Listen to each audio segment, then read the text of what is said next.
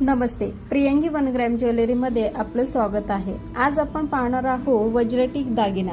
वज्रटीक हा महाराष्ट्रातील एक प्राचीन आणि पारंपरिक गळ्यातील दागिना आहे। या दागिन्याची परंपरा पेशवेकालीन काळापासून अस्तित्वात असल्याचे मानले जाते।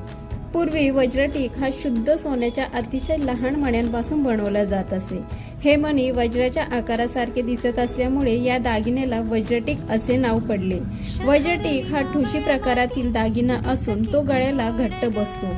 तो समृद्धी आणि स्त्रीच्या सौंदर्याचे प्रतीक मानले जात असे।